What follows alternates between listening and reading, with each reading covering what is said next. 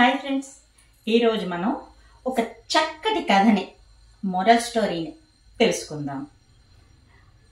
అనగనగనగనగనగా ఒక అడవి. ఆ అడవిలో చాలా జంతువులు ఉన్నాయి. వాటిలో కుందేళ్ళు, తాబేళ్ళు కూడా ఉన్నాయి. ఓ రోజు తాబేలు, కుందేలు నడుచుకుంటా వెళుతూ ఒకదానికొకటి ఎదురొచ్చాయి. తాబేల్ని వెక్కిరించినట్టుగా నెమ్మదిగా అడుగులు వేస్తూ నవ్వింది కుందేలు. దాని వెటకారం తాబేలుకి అర్థమైంది.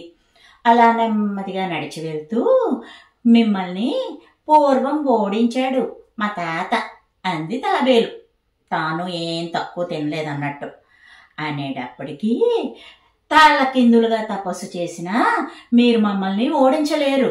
ఏదో ఒక్కసారి మాయ చేసి గెలిచినందుకు అంత అహంకారం వద్దు అంది కుందేలు.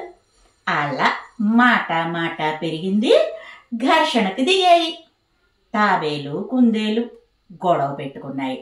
ఆ గొడవకి చుట్టూ ఉన్న జంతువులన్నీ తాబేలు, కుందేలు ఉన్న చోటికి వచ్చి గుంపుగా చేరాయి. తాబేళ్ళన్నీ ఒక చోటగా గుంపుగా చేరాయి. మరి దెబ్బలాట జరుగుతోంది కదా, సపోర్ట్ కావాలి కదా. అందుకని కుందేళ్ళన్నీ ఈ గొడవకి ఇంకా రెచ్చిపోతూ మళ్ళీ పోటీ పెట్టుకుందామా అని సవాల్ చేశాయి.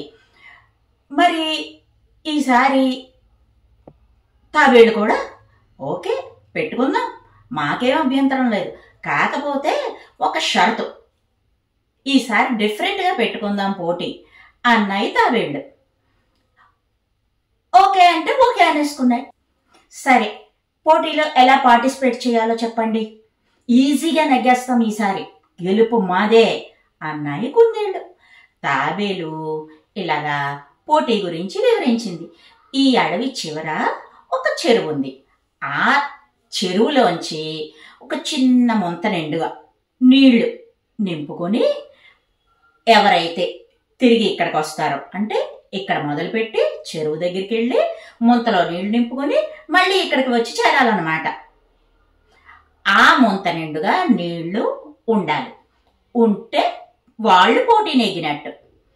ఇది వివరించింది తాబేలు. అప్పుడు ఓకే ఓకే అనుకున్నాయి కదా అన్నీ. సరే, మరి ఇక ఈ పోటీలో పాల్గొనడానికి మీ గ్రూప్లోంచి ఒకళ్ళు బయటికి రండి, మా గ్రూప్లోంచి ఒకళ్ళం బయటకు వస్తాము, వాళ్ళిద్దరూ పార్టిసిపేట్ చేస్తారు, మిగతా జంతువులన్నీ న్యాయ నిర్ణేతలే అన్నాయి తాబేళ్ళు. సరేనని చెప్పి కుందేళ్ళు పోటీకి సిద్ధపడిపోయాయి. మరి పోటీలో పార్టిసిపేట్ చేసేటటువంటి కుందేలు విజిల్ వేసిన వెంటనే త్వరగా పరిగెట్టుకుంటూ చెరువు దగ్గరికి చేరుకుంది. అప్పటికి తాబేలు సగం దూరం కూడా రాలేదు.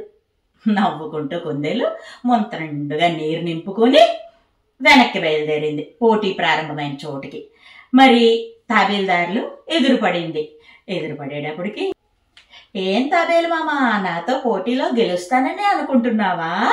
ఈసారి నీ తిక్క కుదురుతుందిలే అని వెక్కిరించింది. సగం దూరం పూర్తి చేసేసింది. తోటి కుందేళ్లన్నీ కేకలు పెడుతూ, చూసారా మా సత్తా అంటూ తాబేళ్లను ఏడిపించసాగాయి. మరి ఈలోగా కుందేలు పోటీ ప్రారంభమైనటువంటి ప్లేస్కి స్పీడ్గా వచ్చి చేరింది. ముంత చూసుకునేటప్పటికి దానిలో నిండుగా నీళ్లు లేవు. దారిలో ఒలికిపోయాయి. పరిగెట్టుకుంటూ వచ్చింది కదా, అందుకని.